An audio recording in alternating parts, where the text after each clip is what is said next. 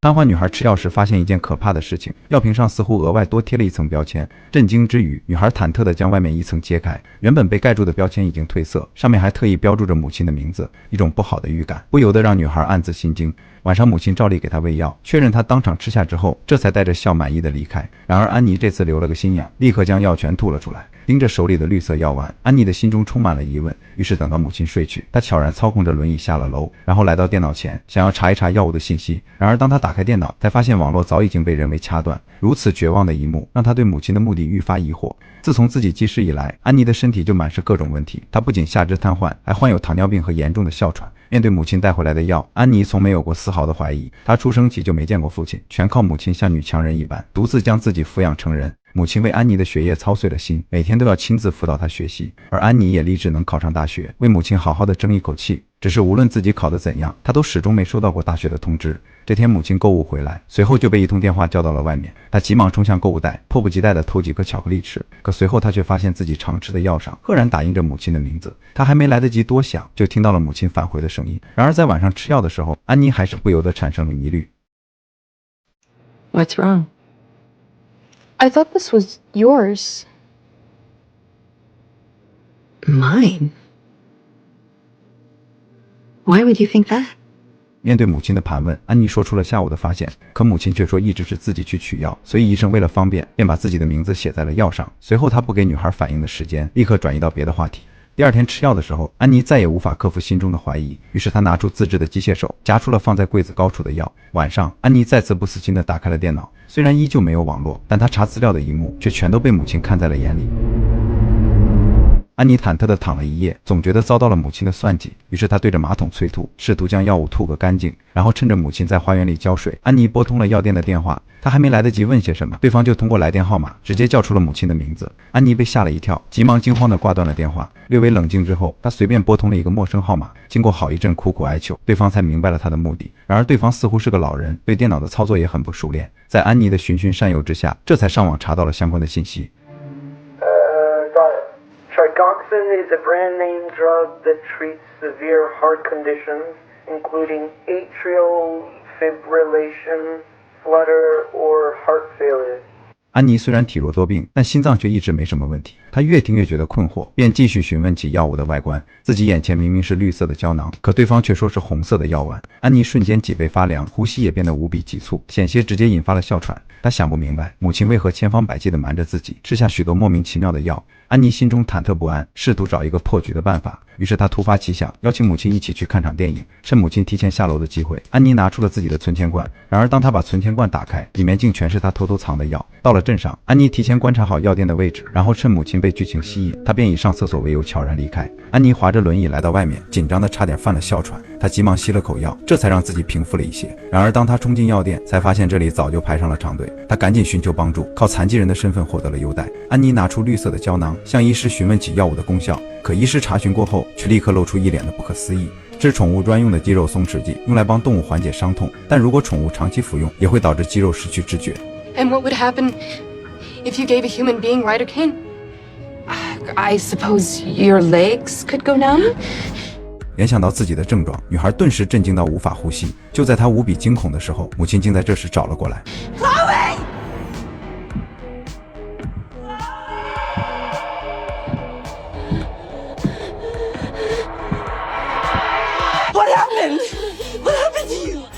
母亲关切的眼神反而让安妮更加害怕，她惊恐地张着嘴巴，却连一个词都说不出来。母亲以她呼吸困难为由，趁机赶走了附近的路人，然后死死地盯着安妮。突然间，整个人抖动了一下。No.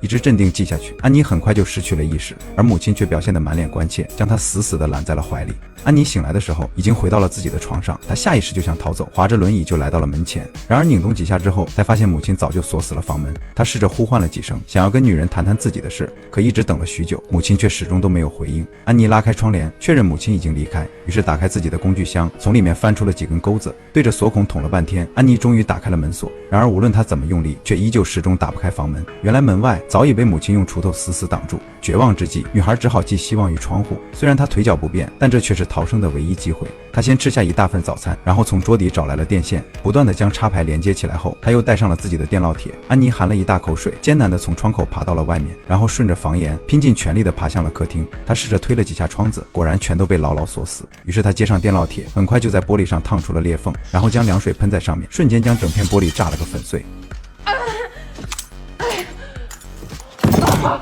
安妮被摔在地上，心中却升起了一阵欣喜。可这时她却突然意识到自己竟忘记带治疗哮喘的药，于是只好拖着身体痛苦地向自己的房间爬去。求生的欲望让安妮拼尽了全部的力气，她摘掉门口的锄头，这才顺利地打开了房门，赶在窒息之前成功地抓到了自己的喷雾。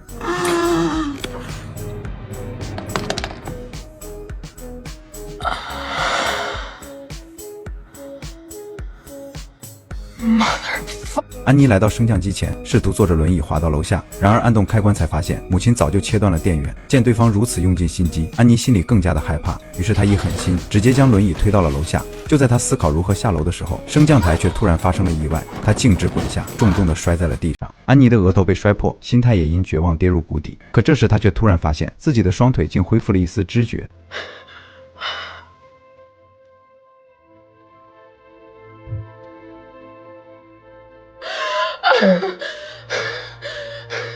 安妮瞬间重新振作，挣扎着坐回了轮椅上，然后打开房门，飞快地逃向了自由。安妮顺着公路卖力地摇动着自己的轮椅，可她突然听到车子的声音，一抬头，对方就到了眼前。保险起见，她急忙躲进了路边的树林，直到确认是熟识的邻居，才又摇动轮椅挡在了前面。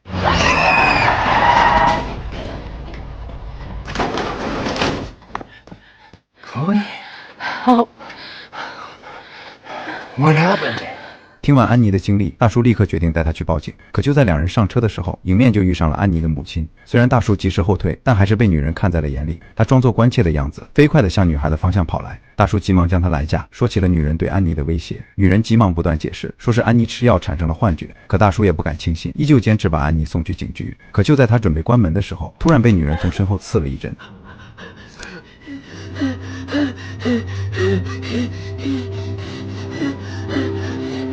当女孩醒过来时，已经被母亲锁进了地下室。看着紧闭的房门，安妮再一次感到了绝望。她看了看旁边的锅，里面正煮着奇怪的东西，更多的困惑伴着恐惧，让她无法理解母亲的目的。她发现角落有一摞资料，急忙过去翻出来查看。一封大学录取通知书，顿时让她震惊的说不出话来。原来自己早就考上了大学，然而母亲却选择了隐瞒。略微冷静之后，他又发现一个奇怪的盒子，上面写着母亲的名字，瞬间引起了安妮的注意。他急忙滑动轮椅，却发现轮椅被拴在了床上。于是他一咬牙，艰难地朝盒子爬了过去。看着盒子里的内容，安妮不禁感到一阵困惑。在她的印象里，自己从小就已经下肢瘫痪，可从小时候的照片来看，安妮居然也曾经活蹦乱跳。她开始怀疑自己的病症全都源自于母亲。安妮不由得暗自心惊，继续翻看起更多的资料。突然，她发现了一份死亡证明，原来母亲的亲生孩子刚出生2小时就已经夭折。于是女人歹念徒生，盯上了刚刚出生的安妮，而后面的一份寻人启事上才是安妮的亲生父母。安妮遭受了晴天霹雳，眼泪也瞬间夺眶而出，无尽的后怕让她许久都无法平复。没想到所谓的母亲居然亲手毁掉了自己。听到女人下楼的声音，安妮惊恐地蜷缩在了墙角。看到她翻出来的资料，女人顿时就明白了一切。 You're not my real mom. Yes. Yes, I am. I am. 女人刚开始还耐着性子，随后就突然间受到了刺激，她像疯魔了一般，指责起社会和女孩的父母。 You took me from them. I saved you from them! 女人凑到安妮脸上，又重新开始了花言巧语。她说自己爱安妮胜过一切，绝不允许任何人伤害她。 Everything I do, everything is for you. Could I walk? My heart beat normal. I wasn't covered in rashes. You were sick. You know how many times I had to take you to the hospital? You poisoned me. Protected. I protected you. 见安妮不再相信自己，女人又开始了新一轮表演。她将药片全部扔掉，承诺再也不会为安妮吃药。随后她居然潸然泪下，试图通过蛊惑得到安妮的原谅。然而看到地上的资料，安妮便再也不可能妥协。见她的眼中充满排斥，女人果断走向了那口锅，然后倒入奇怪的液体，面无表情地搅拌了起来。安妮吓坏了，趴在地上苦苦地哀求，可女人却狠下心，径直拿出了一支针管。 No! No! Mom! No! Mom, no! Mom, please, no! Mom, please! I don't want to 安妮边喊边退，猛然关上了杂物间的门。女人变态般的控制欲让安妮惊惧的不住颤抖，那疯癫的敲门声更是吓得她捂住了嘴巴。绝望之际，安妮无意间发现了一罐毒药。既然女人一直控制自己，那她必然不会放任自己去死。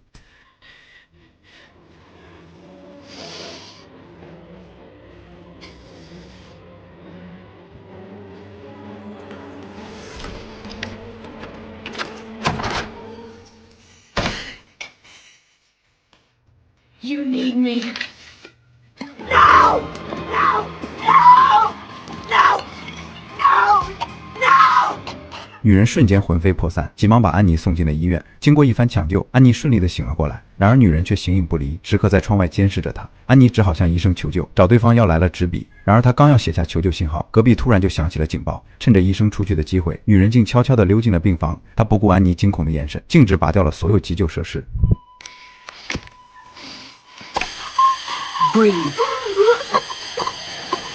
女人趁乱推着安妮离开，飞快地向医院外面逃去。安妮故意扯开毯子，露出身上被捆住的痕迹，可路人全都行色匆匆，根本没人注意到这些。当医生回到病房时，立刻询问起安妮的去向，随后就在床单下面发现了安妮留下的信号。思考片刻，他立刻就想到了什么，于是急忙通知警卫，朝母女二人的方向追了过去。电梯正在维修，刚好拦住女人的去路。他索性一狠心，打算将安妮扔下楼梯。可当他推动轮椅时，轮椅却已经被死死卡住。揭开毯子，才发现安妮卖力地撑住了地板。I don't need you.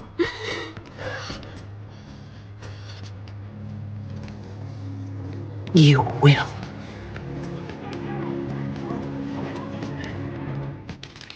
We are going home.